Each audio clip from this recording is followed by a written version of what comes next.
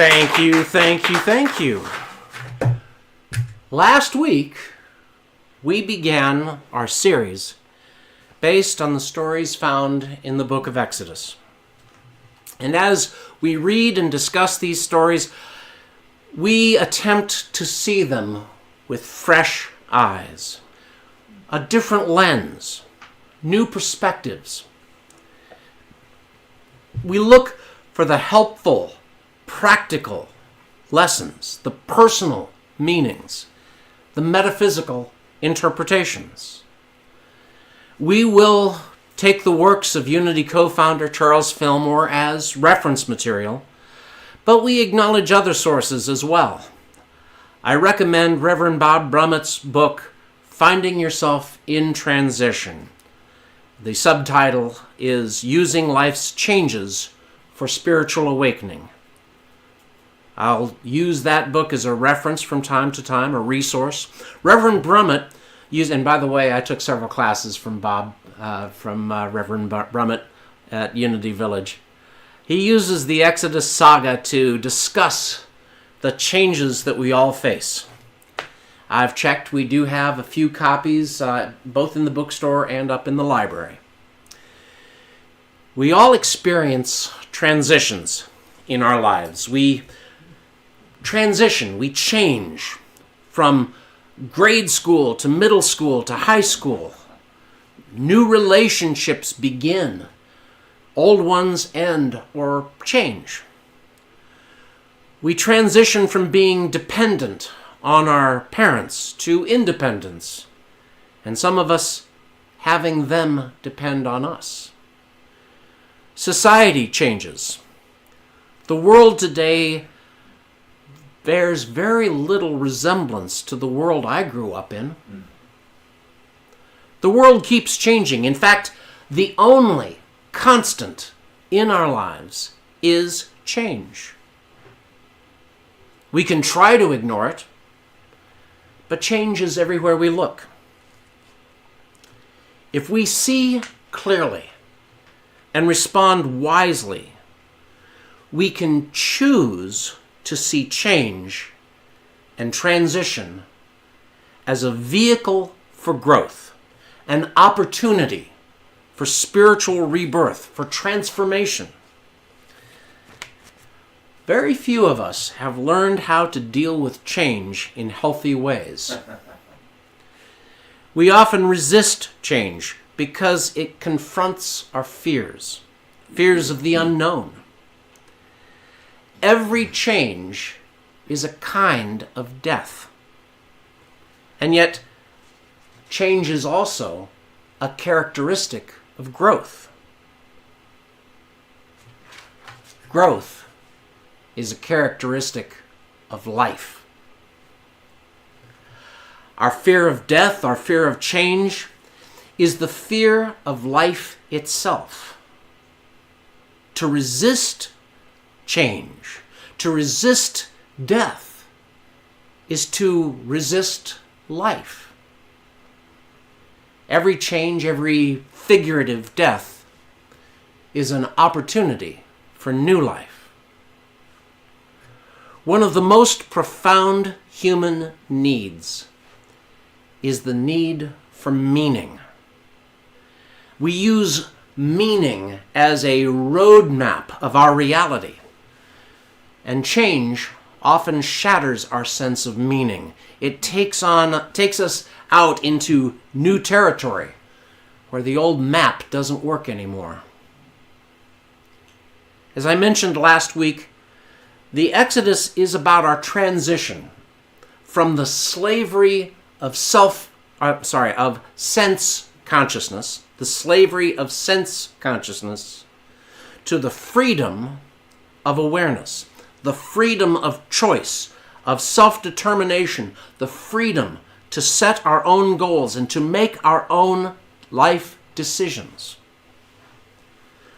Part of that transition is becoming aware and applying the law of mind action in all of our affairs.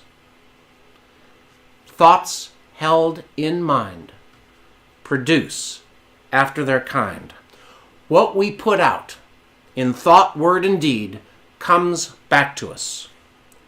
Moses represents our awakening awareness of that law. Remember that a new king arose over Egypt who did not know Joseph. That king, that Pharaoh, representing our executive decision-making ability, that faculty, that part of us was fearful that the Israelites were becoming so numerous, so powerful, that they would rebel against him.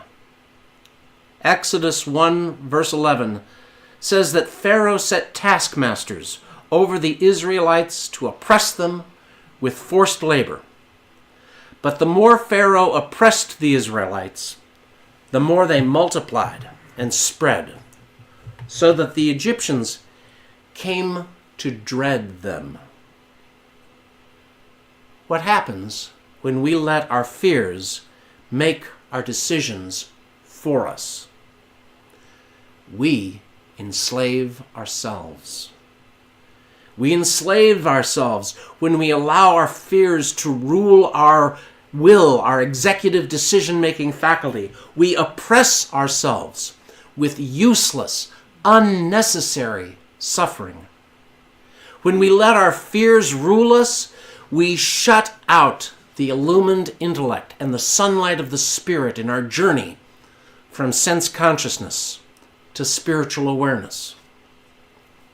So, according to the Bible, Pharaoh enslaved the Israelites and used them for forced labor to build the cities of Pithom, thank you, the cities of Pithom and Ramesses.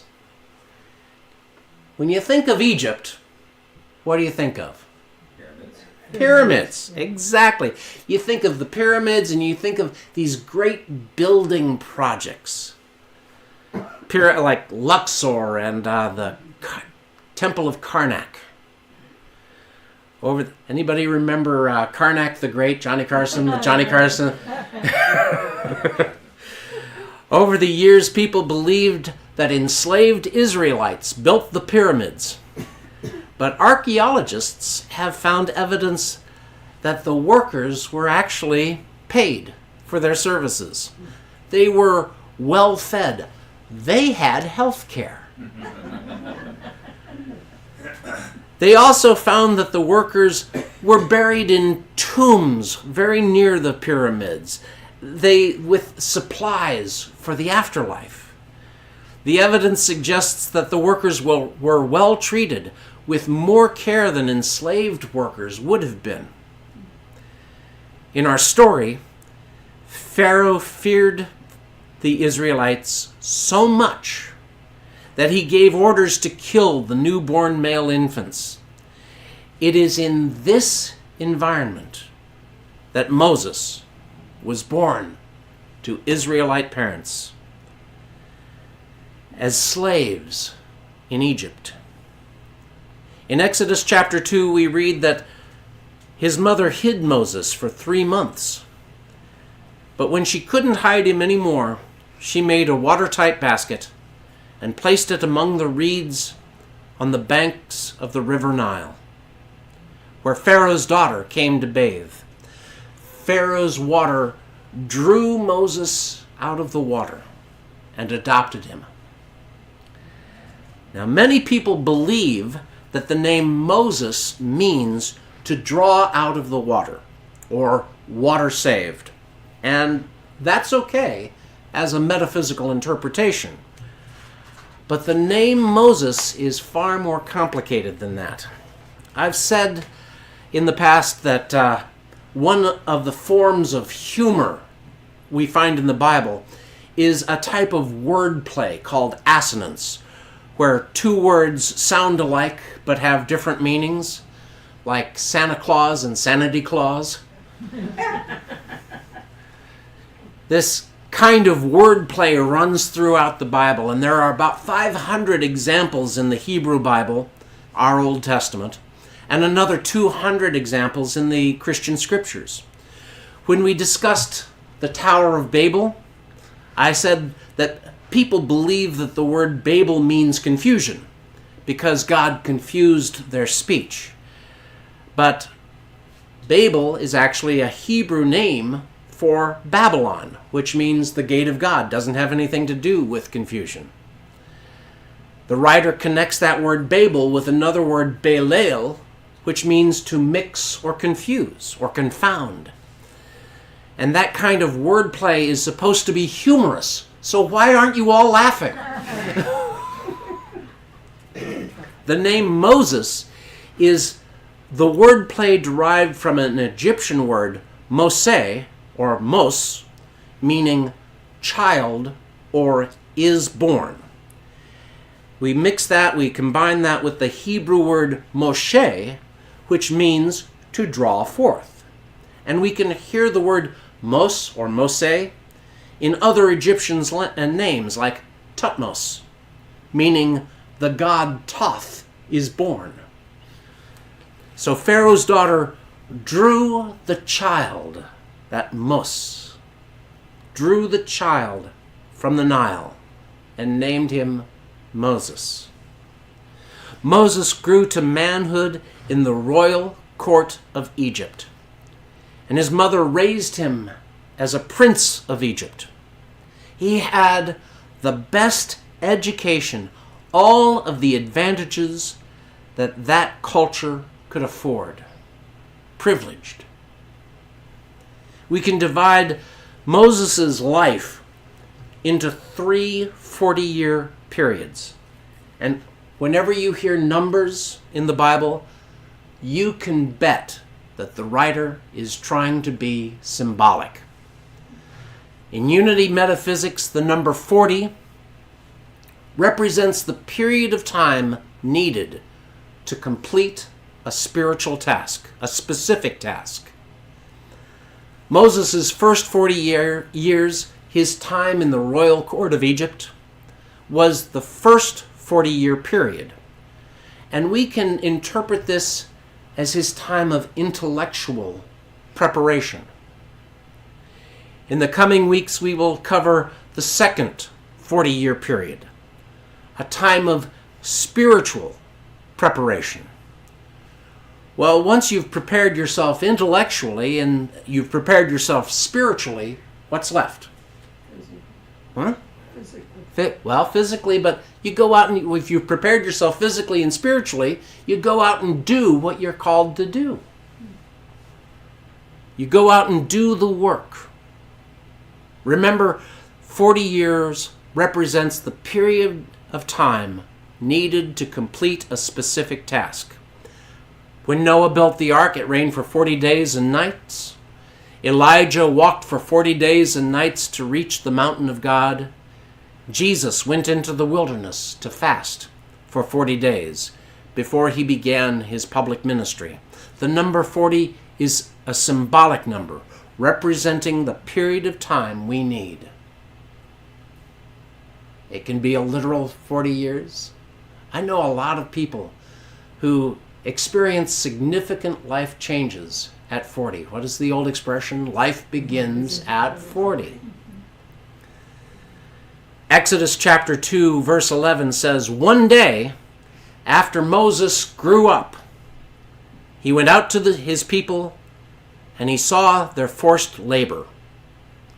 Our emerging awareness of the law begins to see and recognize the useless, unnecessary sufferings we put ourselves through.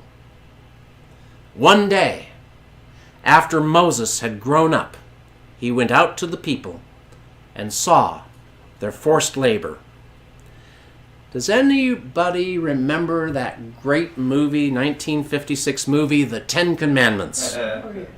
Cecil B. DeMille directed and starring Charlton Heston and Huel Brenner and Ann Baxter. Oh, hot stuff. And a cast of thousands. That movie has a runtime of 3 hours and 40 minutes, and almost 2 hours of that movie is covered by the line, "One day after Moses grew up."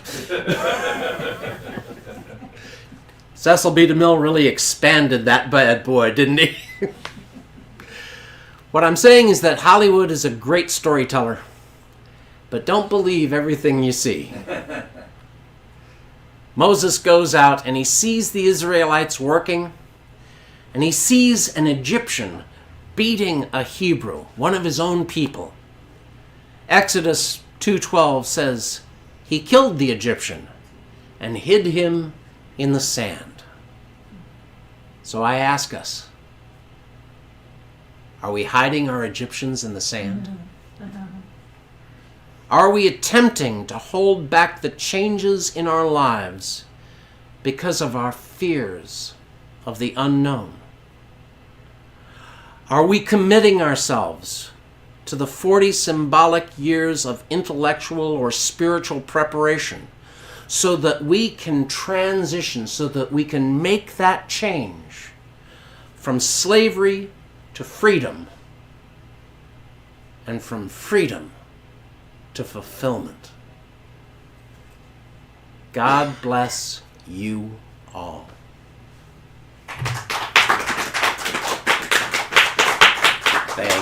Thank you. But this is our opportunity, yours and mine, to pour out the gifts of God from within us through our tithes and our love offerings. And can we share this offertory blessing together?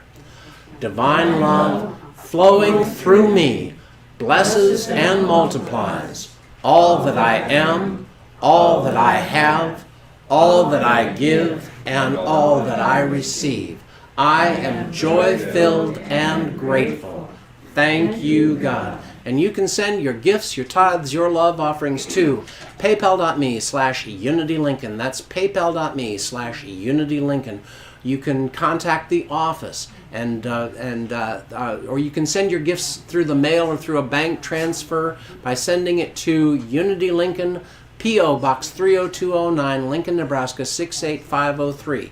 You can go to our webpage at unitylincoln.org, and there you'll find a convenient link to donate via PayPal. You can also help support Unity Lincoln by liking us on Facebook and subscribing on YouTube. And you can be God-given,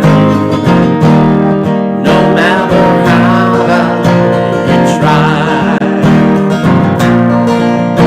And just as sure as you are living and the Christ is deep inside, the more you give, the more God gives to you. Just keep on giving, because it's really true that you can be God-given, no matter how you try. And can we share this affirmation for our church family together? Unity Lincoln is blessed to draw the people, funds, and all that is required for the health and growth of our community and peace in the world, heart to heart. And we're making great progress toward paying off our new